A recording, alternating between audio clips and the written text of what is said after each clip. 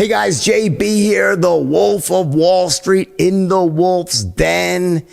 I got another interesting episode today. This is one I think you're going to really relate to.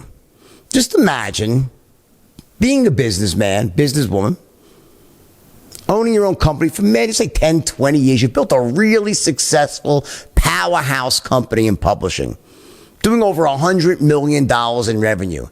And then in one day, whop, coronavirus hits, and just like that, everything you've done, everything you've built, all the people you employed, your life's work is essentially ripped out from under you in one swift swoop.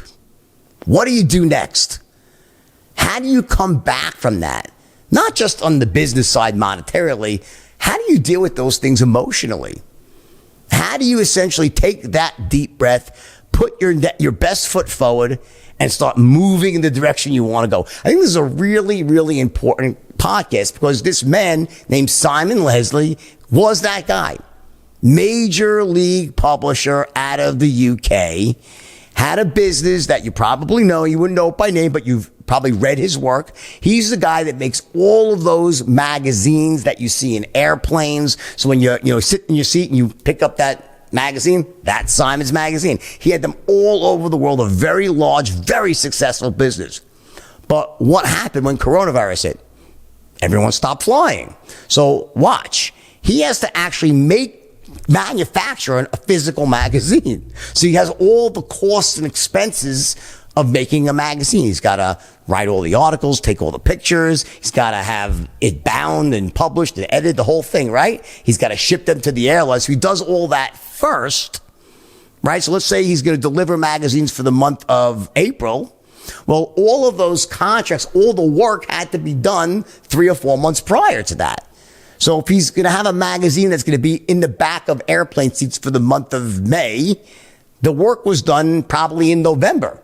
Before that, the previous November and October. You get it?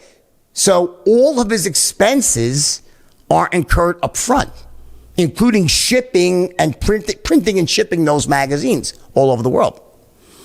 And then he gets paid 30 days after they hit the planes because people read them, and that's when the publishers all pay. And he recoups his money by selling all the ads in there, right? Well, guess what happened? He put all the money in to create the magazines, publish the magazines, print them, ship them. And then all of his clients said, sorry, Simon, no one's flying. So we are not going to be able to pay you for the ads. No, the ads are based on how many people see them.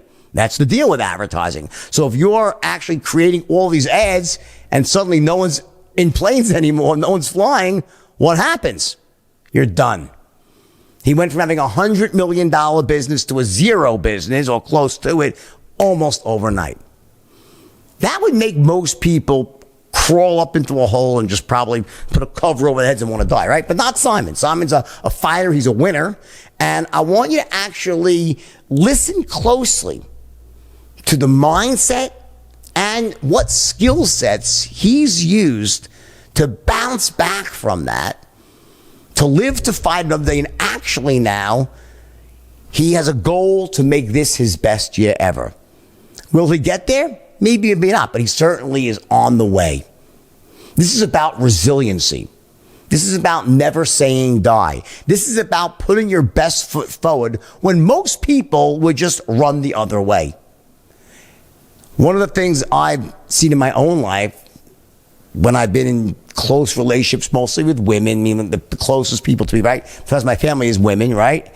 And every wife I've been married to, I've had a lot of wives, right? Girlfriend, one thing they always say about me is that I hear this thing again and again. They say, wow, Jordan, you're fearless. It's amazing. You have like no fear. It's unbelievable. How do you do that?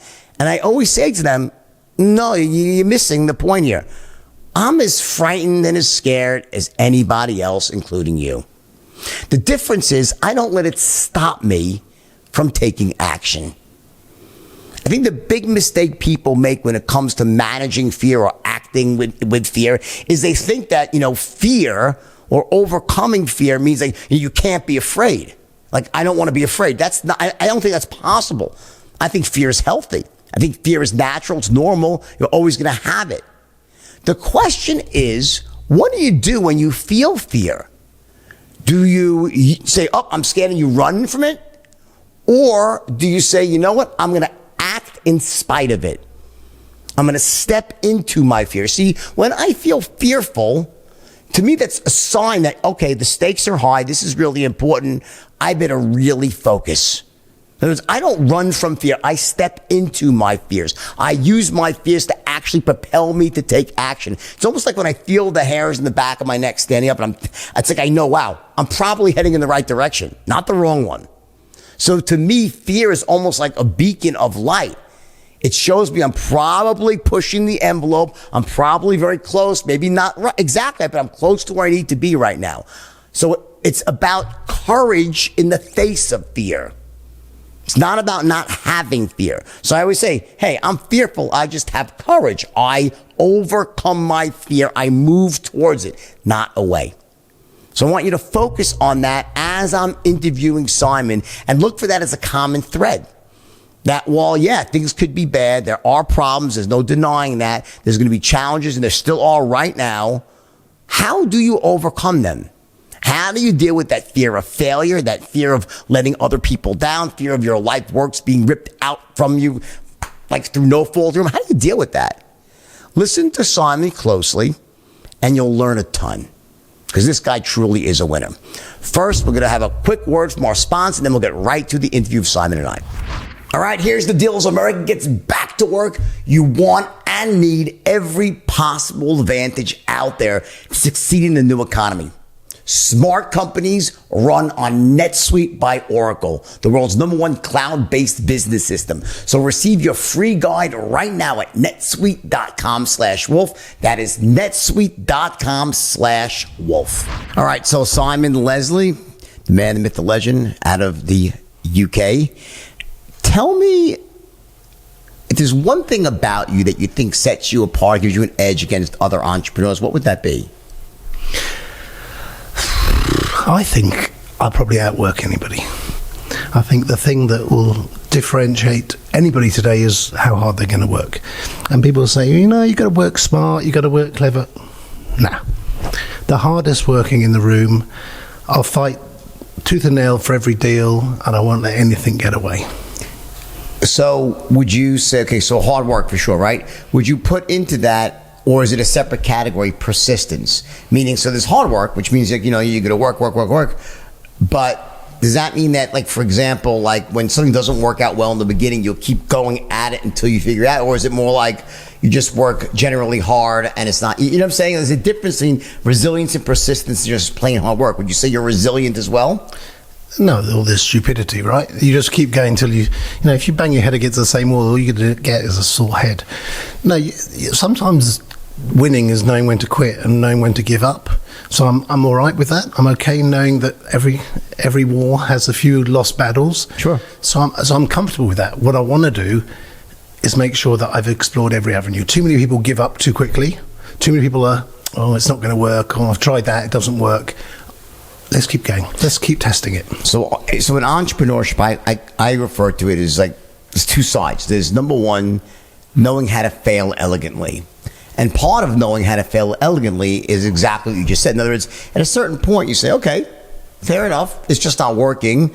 It's not me per se. It's the idea looked great on paper, but for whatever reason, it just didn't play out in the real world. So what you're saying is that there is a certain point when you're like working an idea or a business, you know what? Okay, it just ain't right. And I'm moving on to either something completely different or a different version. So is that what you mean like that? Like you're not just looking at like, I'm just keep working until I succeed. You have to have strategy and realize when to pivot to a different idea. I was going to use that pivot word. I hate it because that's all everyone's talked about this year. The interesting thing is this. It's all down to sales, right? You can have the greatest idea in the world, but if you haven't got a sales team or a sales infrastructure that can deliver it, right, it's an idea. You know, and all I see is kids raising huge amounts of money, burning through huge amounts of money, and then they realise, oh yeah, what I actually need is a bit of sales, a bit of marketing, a bit of this, and then I'm going to hire lots of expensive people to come in and do that, and then good night, God bless, and the business has been shut down. You need to have you need to, whatever your idea is, you've got to have a sales story and a sales process that works. So your core business is it, we say, is it magazines? Is it, what exactly do you do? Well, we started off as the king of magazines, the king of in-flight magazines. Actually, if you go back before that, we were just a generalist publisher, and then we fell upon this idea that airlines were quite an interesting market.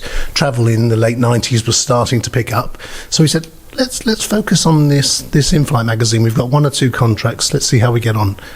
Roll forward 3 or 4 years, we've dominated the space. So what would that be, like the stuff where they sell you things, like that magazine where it has all the different, the latest toothbrush, the latest travel bags, that magazine? No, it's SkyMall, yeah, SkyMall. We all love SkyMall.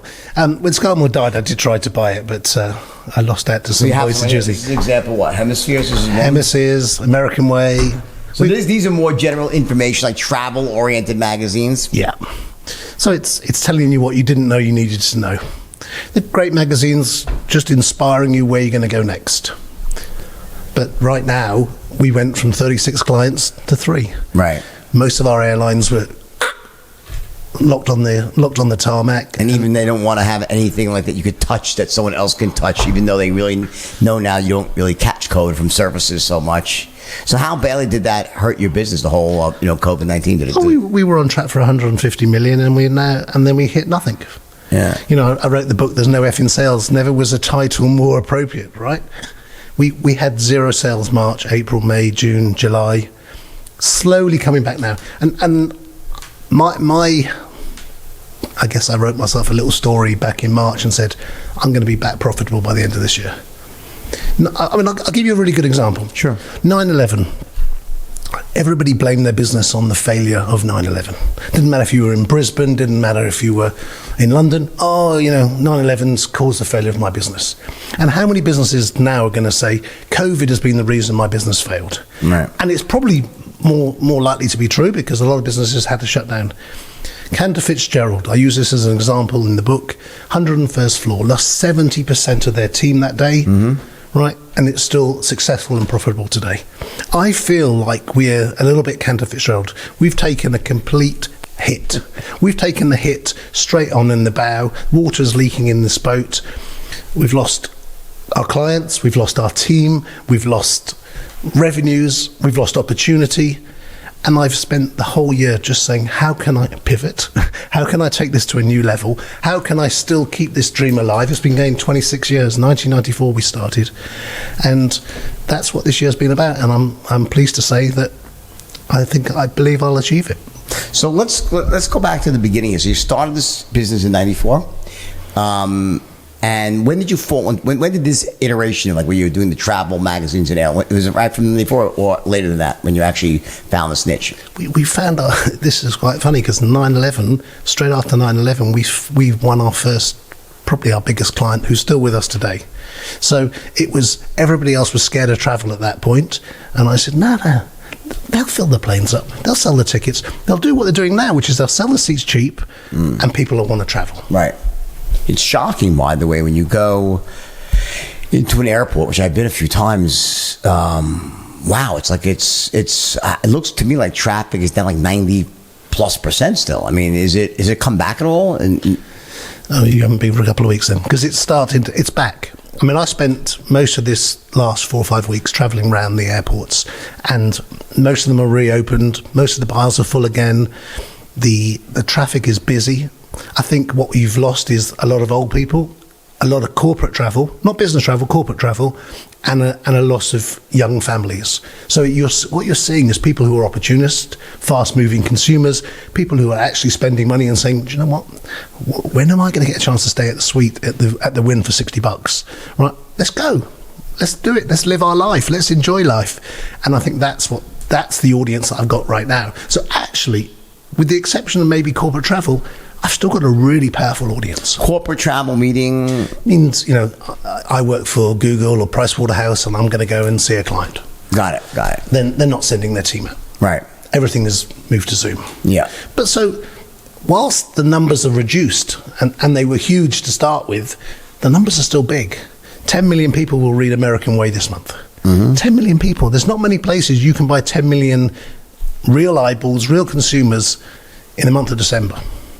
And what do you base that on? That you say, you mean there'd be 10 million people that have the potential actually that pick it up and read it? 10 million people will get on the plane. 10 million get on the plane. And then you get something that's called a habit, right? Habits form. You do this, you lean back and you go, yeah, let's have a look at the crossword. Let's go and see what movies are playing. Let's see what drink or food I can't order anymore because they've stopped doing that. So there's a habit. And I walked up and down the planes. One day I did 6 flights. And all I see is people reading the magazine. So it's, to your point, people are not scared of touching things because it's ingrained as a habit in them already. So what are the things that, you wrote this book here, There Is No F in Sales. Explain, what's your thesis on selling? Explain to me. How long is this podcast? 40 minutes. Is there enough time to discuss the thesis? We have 40 minutes total, so we go. Let's get it. Let's go right to it. My thesis on sales is that it's nothing to do with us. It's to do with the customer. What can I give this customer? What can I do to this customer to help this customer ensure that his brand business gets bigger, better, and more powerful? That's the underlying thesis of everything I've ever done. How can I help companies grow? How can I ensure that, by taking some money off of them, I'm giving them more value for money? Right. And what's the process by which you convince someone else that you're the right person to help them do that? I think we have to have credibility. I think we have to ensure that the brands that we work with and the brands who work with us, that is an endorsement of our professionalism, or whatever you want to call it. So do you, first of all, so you started in the UK, right? Yeah. So at the peak of your business, you were doing 150 million? Yeah. And how many employees did you have? 300. And how many of them were in the sales force versus half in sales, half doing what? Publishing? Editorial, chasing money, chasing copy. So okay. And on the sales side, so what methodology were you using? Was it all outbound telemarketing? Were you just cold calling? It's a superpower. I am of the old school, right? So I'm from the 80s. Greed is good, right? So everything that I've always told, and what I'm going to do now in this next iteration is I'm going to sell digital over the telephone, and you're going to help me do that as well. I don't believe. Explain what you mean. Sell digital over phone. Because at the moment, digital is sold by computers selling computers to programmatic. So everything is done. You don't need humans in the mix. Humans confuse the mix.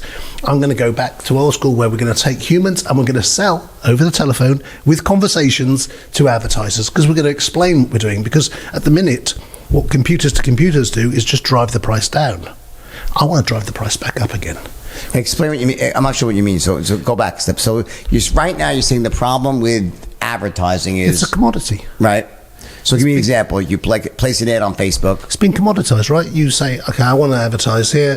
Here's my audience. Here's my rewrite. Here's my bid. Yeah. So what do you want to do? And what happens if someone comes along and outbids you? So all of a sudden your pricing just gets higher and higher, and you lose control. And that's what's happened over the last decade. Is Facebook, Google, and Amazon have made lots more money, while the brands are just having to spend the same money to stand still. I want to make sure that I help brands spend less money, get a bigger audience, and a much more targeted audience. Because what's happening now with digital is that you're getting so much. It's basically spray and pray. That's what you end up with. But I want to do it by having conversations. In the pest control business. Exactly. Spray and praise are, I train pest control companies, and it's like the other companies, they all spray and pray. So they're taking more of a shotgun approach, right? But the prices. What's the difference of what you want to do? Explain to me the difference, though. I want to make sure that we create value. I want to tell stories. We're storytellers. That's what sales is. It's a storytelling process, and you can't do it if the computer is doing the bidding from here to here, because there's no story. It's just a price. You're buying some guy who lives in Idaho who wants to do such and such.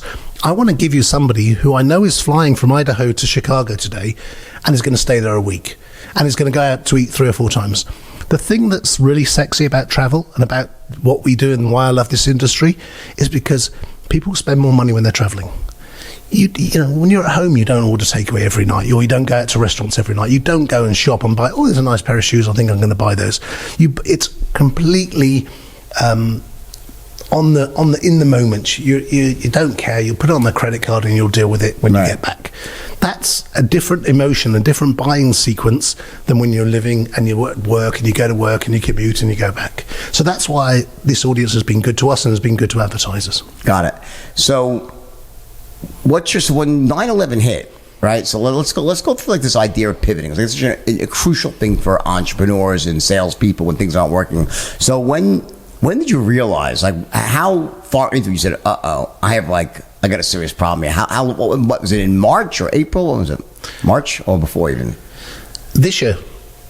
Yeah, in 2020, yeah. When did it first hit you that, like I can tell for me it happened, like I realized it was like a week or two towards the middle to the end of March, where suddenly all my overseas deals, my speaking, got canceled and delayed and pushed back. And I was like, like it looks like these bookings are like slowing down. And I started to realize that this is not, going away so soon. And then I watched some really big events I was part of get canceled. And so I was thinking, when did it impact you? When did you really say, boy, I got to do something?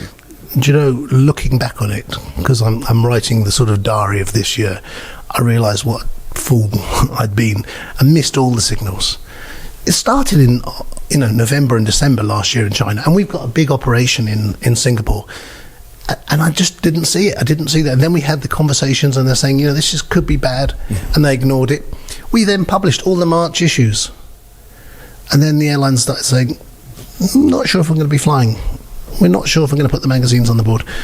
And then it died literally over a weekend. So what happened was, so all of that advertising in the mat that you would put in magazine, you couldn't get paid on it. Correct. Because there's no one watching. And we spent all the money. And we you already made the magazine, did the whole thing, all the creative, right? Not just for March, but for April. We'd commissioned all the copy for most of that quarter. So we were suddenly sitting on with a huge hole. We haven't lost money in 5 years, right? And that was only a 1-year event. And so was there any, in the UK, were there any bailouts for things like where no support? We're very unlucky. Considering we are so in that sweet spot, we got zero support from the UK, got zero support from Singapore, and zero support from the US governments.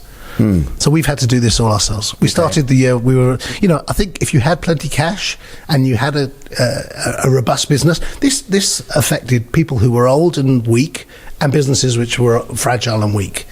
We were quite robust, even though we were right in the middle of it. We had a lot of cash, and that slowly dwindled down, and Sure. So how long did you sort of were like playing the old like denial game? It's gonna come back. It's gonna, like, was there a certain period of time where we're like fingers crossed, it can't last forever? And then was there a certain point you said, all right, I gotta act now and start making cuts? We tried to keep as many people as whole as possible. I looked at business and I went, what the hell can I do? And then looking back at 2008, looking back at 9/11, looking back at 2012 when countries were going bankrupt, I think, what did I learn from that? What was the thing that I learned? And what I realized was it was an opportunity to acquire great talent or great people, because there were people being released, and I had to look after my team. So I went on the hunt, and I decided to bring in great speakers and inspire my team over that 16 weeks. Right. And you very kindly helped me out, and it was a time where we learnt, and that was the only thing I could control. I couldn't control if they were going to turn the engines on and start flying again. So I kept the team in a good place. We kept them all on whole salary. We did the best we could. Right. But then, as it carried on and longer and longer and longer, the choices were, right, you go to business over here, you just can't, like, it's like they say when you're in an airplane, to use a good metaphor here, if that dreaded moment occurs when those oxygen masks fall out, the first thing they say is put your own mask on first before you even put your own kids, because if you don't have oxygen, you can't help anybody. So as a business, if you knock yourself out of the box, then everyone loses, right? So you have to look after the business first, right? But we've done a good job. We've held as many as we could together. There was a few little schemes that gave us some grace. Certainly in the UK, they allowed us to furlough people. A little bit here in the States as well. But it was little support. It was a little bit of oxygen, but not very much. All right, listen, you don't need to tell me that running a business is hard work. But if you're still using QuickBooks and spreadsheets, chances are that you're making it far more difficult than it needs to be.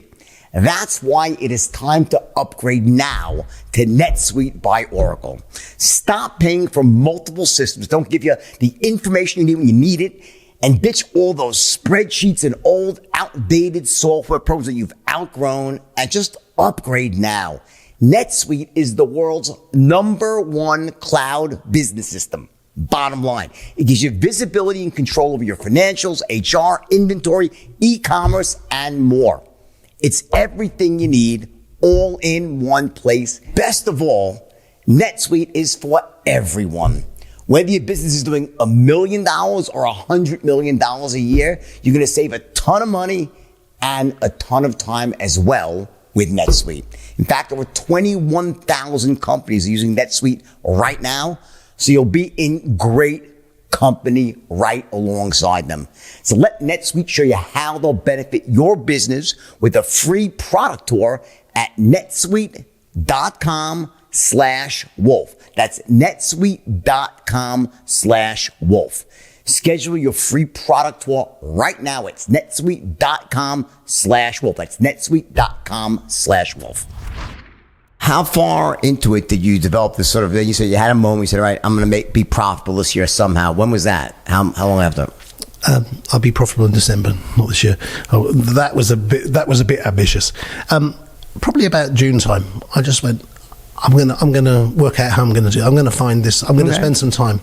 I went to France. I had to quarantine for 2 weeks, so I went and sat by the beach for 2 weeks, and I just went, what can I do? What can I do here? So we bought a business that had all this technology. So it sits within Facebook and Google, out on the airlines' websites. So now I can target people when they're traveling. Mm-hmm. So we a lot of the stuff that we got done over this couple of weeks, we couldn't have done during normal times because the airlines were making too much money. They weren't interested. They didn't care. They were whatever. All of a sudden, all these airlines, Singapore Airlines, EasyJet, Malaysia Airlines, Philippine Airlines, United Airlines, all said, all right, we're open to this idea now. So we bought this technology, we've put it in, and we've just started selling it this month. And so what exactly is it now? So what happens is, if you're flying from London to Chicago, I know you're going there. I get that data now where I know where people are flying, I know how long they're staying, I know what cabin class they're travelled in, and therefore I can give those customers much more targeted advertising right the way throughout the journey, both in the magazines, on the TV at the airport, and in the social media in or around the destination. Right. So it's given us a whole more robust platform. When we bought the TV station about 2 years ago, bear in mind that every airport here was closed for probably 6 months, right? Or they shut the restaurants. That was a hard pill to swallow, but they've reopened, and that's been. Are the restaurants open now again? Most of them, and within certainly for this weekend, for Thanksgiving weekend, it'll be pretty robust. They're saying they're trying to say don't travel. People, I don't think really people listening, are they? I think people have just becoming a little bit bored of it. Yeah. So. What's your plan now? So for this coming year now, you opened an office in the U.S., right? We've been here since 2007. But you're expanding now, right? We're adding more sales guys. So what's the plan for 2021? Well, this new project is going to grow pretty aggressively, in my opinion. The early indications from customers is they love it. They're waiting for the world to rebound a little bit. One thing you can't sell against is uncertainty. When people have got uncertainty and unpredictability about, can I even open my business tomorrow? That's impossible to negotiate around. But at some point this is going to move forward, and we want a team. I was talking to the guys this morning, and they pitched me, and honestly, it was like listening to you. It was angelic. I want a SEAL team. I want this to be the team of people who are going to absolutely change and transform our business from 100 million, 150 million, right the way through to $1 billion. So who are you calling? Who are the salespeople calling? Who are they targeting? They're going to advertisers for that. So you're saying you're going and saying, okay, coach, business class, first. So you know what class they're flying, right? So you're targeting different things to different people, right? Is that the theory? So, absolutely. So what are some of the customers that you think are like perfect for you to go after? We've got everything from candies, from tourism boards, from hotels, from restaurants, bars, museums, anything, golf courses, spas, anything that you might spend your money on while you're there, shopping malls.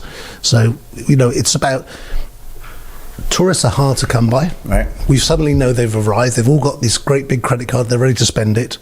Okay, we want to target those sort of people. So it's a really exciting opportunity. There have been similar versions of it before, but because of data issues and data privacy issues, it's been really challenging. We came up with this solution which has zero data issues. So the airlines are happy, the advertisers are happy, and we can go market to them. How much of your business is based on your personality? Would you say your business is a reflection of you, that you're that everyone like sort of looks to you for the passion and drive, or is there something, does your business stand separate from you, or are you your business? That's a good question. I've been trying to step aside from my business many times over the years. Trying to make yourself obsolete as much as but I also love what I do, and my business is about hiring people with drive, passion, and ambition, and helping them achieve the things they want to achieve. This book here just gives you, it's like a travel brochure, but it's like all the things that we did last year. For your company. For the company. These are all the staff who work for us, and the adventures they went on. Oh, nice. We do charity walks across the Sahara.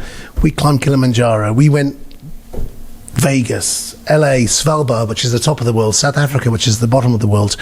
We send them on adventures. One of the things when your film came out, I had phone calls. I was in Australia. People, you've got to go and see this film. You've got to see this film. It's like, this is similar to you. My last interview question was always, can you sell me this pen? And people phoned me and go, have you seen it? I haven't yet. And I was in Melbourne and I went to the cinema and I sat there and I cried, because I'm like, oh my God, that was the cult, the emotions that you had about losing it. It was probably how I feel, right? Because that's how I feel this year, because it's been attacked so aggressively and battered so aggressively. But ultimately, it's about, I've got these people. Some of them, most people wouldn't hire them. I don't care if you've got a degree or you left school at 16. I just want somebody with a hungry heart. desire, right? Yeah, and I will help them achieve whatever they want to achieve. And we've got so many success stories over the years, and we've lost some really good people this year. People who, have been with me over a decade, and they just said, "Look, I can't make the money I was making. I've got to make a shift." And I understand it, but it's been a hard pill to swallow. Yeah. So, in terms of entrepreneurs that are listening to this, right? What are if you were to give me 5 steps that when you're like taking any situation you're in, right, to improve it, it's like, just give me a set of steps. Okay, so you find yourself in this problem where people stop traveling. That's a tough situation. You're in a travel magazine, no one's traveling, right? So what are the steps? Okay, so now, okay, fair enough. I'm kind of screwed. What do I do? What are the steps out of that? I think they all come like C's. What can I control? Where's my confidence going to come from? Because if I can't get confidence in and have belief in my business right now, who can I go and borrow some from? Right. And I think that's a really good lesson for people who are young. When I started, probably the same as you, we used to get tapes. Zig Ziglar used to send a tape every 28 days, and that was it. That was our motivation. We didn't have anything. So in order to learn, we had to read a book or get a tape, and I didn't like reading. And today you guys have got videos, podcasts, so much stuff, so many great amounts of content, and you've got to go and spend enough time with people that you like, people that you aspire to be, and therefore if you can spend enough time in their company, at some point you'll be sitting in a room with them having a conversation going, hang on, I dreamed about this day once upon a time. Is there like step 1, stop the bleeding?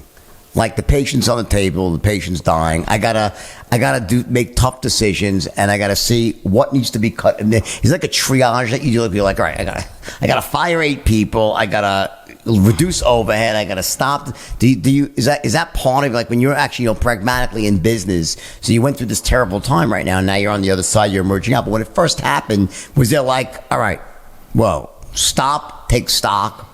Who can stay? Was it that granular for you, or no? 100%. And the key thing is cash. One of the things that people talk about, I'm making so much profit, I'm doing this. Cash flow. How much cash we got? Yeah. Right, how much cash we got? That was my first question. How much cash we got, and how long can we survive on that cash? Right. If we don't get another penny, how long can we survive? And we had about 9 months. So I said, okay, let's not panic. There's no need to panic. Right. We're not dying. We've got 9 months to live. We've got to see what we can do, and let's see how we can do it. And then you start saying, okay, what don't I need? What do I need? What decisions have I been putting off for a while that I need to make some decisions? And as the cash gets less, your urgency increases. But I don't think people realise how important cash is. Cash is more important than anything else when you're in business. If you don't manage your cash well, business, that's why businesses fail, not for any other reason. You can sell lots, but if you don't collect the cash, that's been you interesting. Have to pay for your products before. Like in your case, you had the worst situation of all. You have to create the product in terms of the magazine, the whole thing, and then you don't get paid from the advertisers till after the magazine is out. Some of these advertisers don't pay us for 6 months. Yeah. Some of the tourism boards don't pay us for years. Yeah, years, really? Yeah. Some of the, I think Mexico and Greece, I think I waited 2 years to get paid. Why is that? That's governments. But they always pay? They always pay. But you just know that you're not going to get paid for a couple of years. Wow. Okay, that's frustrating. So let's just say, step one, stop the bleeding, right? Step two, work out. I always say start with the end in mind.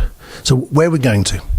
What's the finish line look like? What does the goal look like? And let's reverse engineer it. Let's come back to where we are right now, and what do we need to do between now and getting to that place? So if I want to make a profit in December, what do I need to do?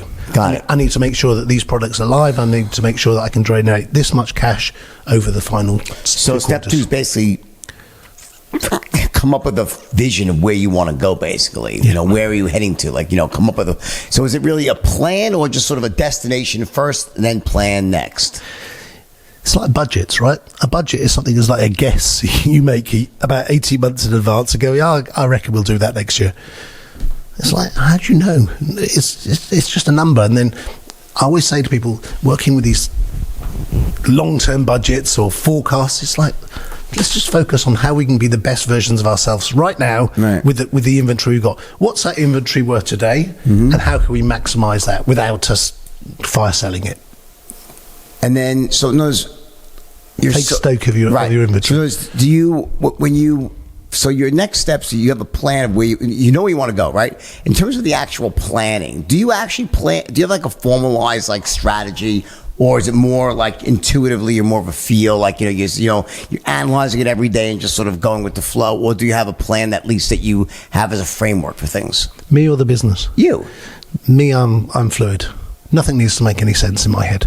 I'm on, and I'm focused, and I know what we need to achieve.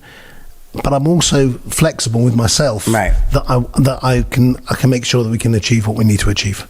So if I feel like I'm burning myself out, I pull myself back. What do you think of an entrepreneur like a Richard Branson? You're familiar with Britain, right? So how would you characterize a Branson as an entrepreneur? So I met him when I started out in the lift, and I told him what I was doing, and he's a client today.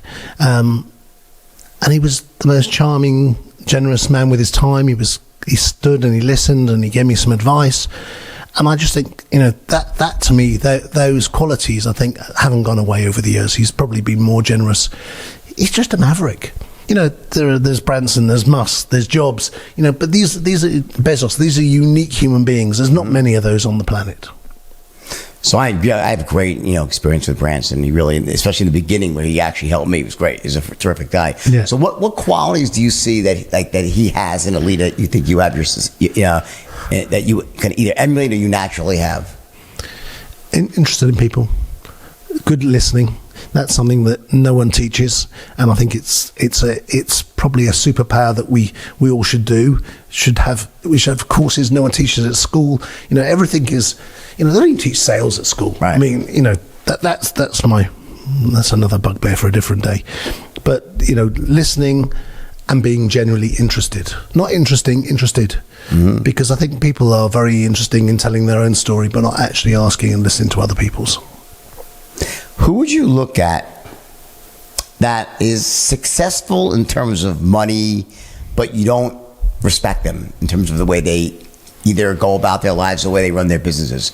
Is there any examples of like sort of like, yeah, they made it, but like I the way they made it is not something I'd want to emulate myself? I mean, I'm not really bothered what other people are doing or saying, or I'm interested in how can I improve myself. Like some people, like they're constantly reading books about other entrepreneurs and other success stories, right? And others don't. So you're basically not sort of tapping into. I like reading about successful people and people who've achieved good things and have helped other people achieve stuff along the way. Right. My mantra in the book is, if you help enough people get what they want, you'll get everything that you want out of life.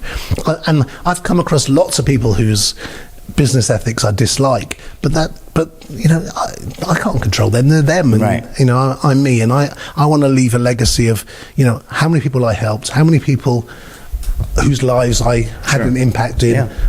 Both people I know and people I don't know, because I get letters every day from people about the book, and they're saying, you dealt with this situation in there. I've been struggling with that. I don't know if you know what Glassdoor is. Glassdoor is like the review site that all the kids write negative reviews. Yes. So we went through a phase where we hire young people who don't want to work. Unfortunately, sales is like a holiday, a vacation. Oh no, I get it. I recruit salespeople. I know it's a destination, right? And they get there and they think, it's not as nice as it doesn't look like the pictures in the book, right? Well, when can I go on a trip? Well, do something and then you can go on a trip. We had people we sent on trips who hadn't done anything and then they left. So it's like, does incentivizing work? Yes, I think it does. Over the years, we've had enough evidence. What's the best advice you give to someone in their early 20s that's just getting into the workplace right now and is out there either looking for a job or some career? What would you say? I'd say there ain't no shortcuts, and forever is a long fucking time, and you've got to find a company whose values are similar to yours. You got to make sure that when you go for your interview, talk to people. Don't just talk to the interviewer. Go and talk to the people you can be worked with. Find the people in your team. Get them to ask them the hard truths. Don't believe what you read on the internet. Right? Go and ask people who are currently working there, who are either successful or not successful, and how the company's treating them. There is, with everything in life today, they can life hack it. They find a way to shortcut everything. There's no shortcut to success. And someone asked me what the definition of success was last week, and my own interpretation is all the successful people I know put success into their work. They worked hard. So success is not something you get out of life. Success is something you put into life. If you want to be successful, then do the things, do the behaviors, do the actions, and then hallelujah, you end up as a successful Right, I would say person. the road to success is paved with success. and disappointment. Yeah. I mean, we tested something, I think 2008, because I was getting so frustrated. We were paying people lots of money, and the more successful you are in sales, the less you want to work. Right? You suddenly got your badge of honor, and you decide, I don't need to make 50 calls a day. I don't need to make 200 calls a day. That's for the kids. I'm successful. And they stop doing the things that make them successful, and very quickly they fall off the wagon, and then they're 13 jobs later, they're still smoking cigarettes outside the office, drinking beer at 11 o'clock in the morning. So I said, look, what I'm going to do is I'm not going to pay commission on deals anymore. I'm going to reward you based on your behaviours. So this was a real test, and I lost nearly all my top salespeople. And I went, we did it for about a year. Only you get paid based on how active you are, how many customers you like, what feedback we get from customers. And even today, when you're new, that's part of our induction. You get paid on your activity to start with before you move on to a commission scheme. I can see that working as an enhancer or detract. Like, you still get commission, but it could be reduced or increased based on those other metrics. You know what I'm saying? Yeah. So it'd be tough to kind of sell. I think the problem with changing commission structures, it's very dangerous for all the people that are currently there. It's easy to say, oh, you're new, here's the structure, whatever it is all they know. But when you take away what someone has, pretty tough with salespeople. I think, I've been changing structures for 20 years, trying to find one that works, because they'll work for a certain period of time, and then people work out how to beat it. So, and it was some of the criticism aimed at me is that it's a moving goalpost. I said, no, but the business is changing, our quality is changing, the deal size is changing. Once upon a time our deal size was a couple of $1,000. Now it's probably 100,000 plus. So it's a whole different world. I don't need you to do as much selling as you probably would have done when we were a tiny little business. Sure. Now we've got credibility. So I think things do change and situations change. Love it. All right. So how do people find out more about you and the stuff that you do? Simon, is this the book they should read? What do you think? I think right now, there has never been a book written that is more relevant to the times. There is no F in Sales by Simon Leslie. It's available on Amazon. And every penny of profit goes to charity. Awesome. And what's the self-published? Self-published. Great. And do you have a website and stuff that people can find out more about things? NoFInSales.com. There is no just no F in sales. NoFInSales.com. All right, everybody. Simon Leslie, Simon, thanks for coming. I appreciate it. Good man. Check him out. Everyone share this with your friends. Subscribe. And have a great Thanksgiving. Actually, you know what? This is not going to come out till after Thanksgiving. Sorry about that. Have a great Christmas. Christmas and Thanksgiving. So, Simon, thanks for coming. Thank you for having me. All right. Awesome. All right. This next section here is about business and making lots of money. Here's the deal. I'm having a small group of people over to my home in Los Angeles. And the question all of them are asking is, what's next in life? These are people who had massive success already, and they're looking to see what's that one thing, that one distinction that will take them to the next level of money and success. So maybe getting close right now to that 7 figures a year. Maybe you're trying to get to 8 figures a year. The point is that this is an opportunity for you right now to come to my house in Beverly Hills, Los Angeles here, right? And join with 9 other people, all of them ultra high achievers, to attend my mastermind event, which is led by me. Now, what's going to happen here is very special, and it's going to be nothing short of life-changing. You and this group of top business leaders are going to spend the weekend with me in intense, regimented brainstorming sessions, where you're also going to get to have some time, about an hour or more, with one-on-one consulting with me personally, along with a special breakout session where I'm going to be sharing the most cutting edge secrets of sales, marketing strategy, things I'm using myself right now to scale my own businesses in a massive way. But the real magic, by the way, of this mastermind is you're also going to get to sit in the hot seat in front of all these other top performers. In other words, every person in the mastermind is going to have that opportunity for an hour or more to sit in the hot seat, where all the collective energy, brain power, and experience will be laser guided on you, focused on you and your company, and helping you take things to the next level. Things that you thought were impossible before this day will start to become very possible for you as soon as you leave. When this is over, you're going to go home feeling energized, with new ideas, new plans, and most importantly, a network of very powerful new contacts who are going to help you make them happen fast. In other words, I'm opening up my entire Rolodex to you, as all the people who are attending to do the same. I'm telling you, the results that you're going to get here from this mastermind will be nothing short of staggering. Now, a little bit about how this actually works. First, you're going to fly into Los Angeles, and my driver, Abdul, will pick you up at the airport. We'll have your favorite drinks waiting for you at my house. We'll also have a world-class chef there to cater some of the best meals you've ever had.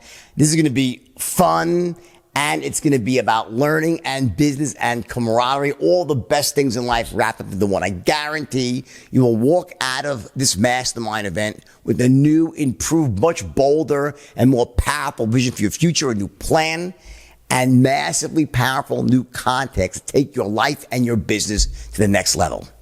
So what you need to do right now is go to jordanbelfort.com/mastermind and apply. That's jordanbelfort.com/mastermind and apply right now. Do not miss this opportunity. It's once in a lifetime, and it's life-changing.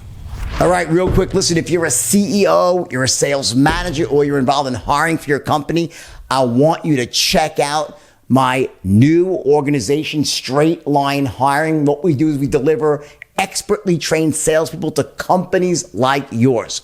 World-class salespeople trained by me and delivered to you on demand. Go to my website, jordanbelfort.com. Check out Straight Line Hiring, the only way to grow your company with certainty.